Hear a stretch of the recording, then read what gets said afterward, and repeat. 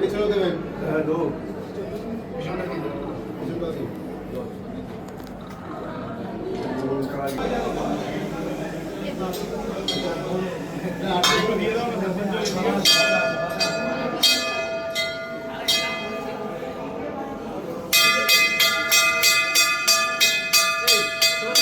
আমি যে ওয়ার্ডগুলোতে ঘুরলাম, প্রচুর জনসমর্থন।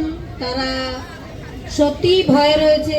একটা থ্রেড কালচার চালান আমাদের মাননীয় মুখ্যমন্ত্রী, সেটাতেই থ্রেড কালচারের মধ্যেই পড়েছে আমাদের পানিহাটিটা। কারণ একটা ঘোষ পরিবার, পুরো পরিবারতন্ত্র এখানে এতদিন ধরে রয়েছেন এবং তিনি এলাকায় একটা ভয়ের বাতাবরণ সৃষ্টি করে রেখেছেন। সেটা আমরা দেখেছিলাম আমার মেয়ের যেদিন 9 তারিখ উনি এবং সোমনাথ দে এখনকার চেয়ারম্যান এবং সঞ্জীব মুখার্জি কিভাবে অনিয়ম করে বাবা মা যেহেতু অনুভূতিপ্রবণ দ্রুত আমার মেয়েকে নিয়ে চুল্লিতে ঢুকিয়ে দিয়ে ওয়েলডান বয় বলেছিলেন। এটাও থ্রেড কালচারেরই একটা অংশ এবং আমার মেয়ের মৃত্যুর যে আমরা বিচার পাওয়ার সেটা যাতে আমরা না পাই, তদন্ত তথ্য প্রমাণ লোপাটের, এটাও একটা পার্ট। তো আপনারা সবাই জানেন, কিন্তু আমি আজকে যেটা বলবো, মেয়ের বিচার আমার আদালতেই হবে। আপনারা আমাকে ভোট দেবেন না, আপনারা নিজেদের দাবি তুলে ধরবেন। আমি জিতলে পানিহাটি জিতবে, পানিহাটি জিতবে মানে গোটা পশ্চিমবঙ্গ জিতবে। এই পশ্চিমবঙ্গকে উৎখাত করা, পশ্চিমবঙ্গের যে তৃণমূল মন্ত্রী আমাদের মাননীয়া, তিনি যে থ্রেড কালচার চালান, প্রত্যেকটা মেডিকেল কলেজে, শিক্ষা দপ্তরগুলোতে, স্বাস্থ্য দপ্তরগুলোতে সমস্ত থ্রেড কালচার চলে।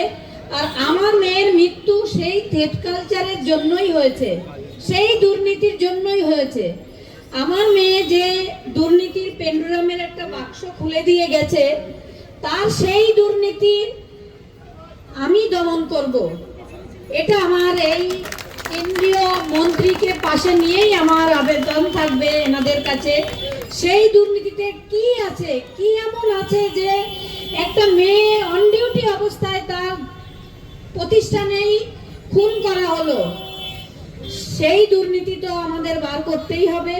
তারপরে রইল আমাদের পানিহাটির যে অব্যবস্থা। আমি এতটা জল দিয়ে হেঁটে এলাম, এখন কিন্তু বর্ষাকাল নয়, তবুও জল। তার মানে কোনো দিনও ওইখানকার জল বন্ধ হয় না, সবসময় রাস্তায় জল থাকে। মানে ওটাই পানিহাটি, জল দিয়ে হাঁটি আর কি আমরা। তো কেন এটা হবে? কেন ড্রেনেজ ব্যবস্থা ভালো থাকবে না? কেন এলাকা দুর্গন্ধময় হবে? এগুলো আপনারাই অভিযোগ করবেন। আমি সেই বার্তাটা নিয়ে বিধানসভায় যাব এবং পানিহাটিকে একটা রোল মডেল করব। এটাই আমার কিছু পাওয়ার নেই। আপনারা আমাকে সমর্থন করবেন। আমার দেওয়ার আছে অনেক কিছু আপনাদের দেওয়ার আছে, কিন্তু আমি আমার মেয়েকে হারিয়ে ঘরে আমার কিছুই পাওয়ার নেই। কারণ মেয়ে যা রেখে গেছে তা দিয়ে আমরা বেঁচে থাকতে পারবো, কিন্তু সাধারণ মানুষের এই যে দুর্দশা, তার জন্যই আমার লড়াই। মেয়ের বিচার আদালত থেকে আমি পাবই, কিন্তু আপনারা যা দুর্দশাগ্রস্ত, আপনাদের কথাটা আমি যেন বিধানসভা পৌঁছাতে পারি, তার জন্য আপনারা আমার হাতটা শক্ত করবেন আপনাদের ভালোবাসা দিয়ে। আপনাদের আমি কৃতজ্ঞ থাকবো। তবে ভয় পাবেন না, একদম ভয়কে জয় করতে হবে আমাদের, তবেই আমাদের সফলতা আসবে। নমস্কার সবাইকে, ধন্যবাদ।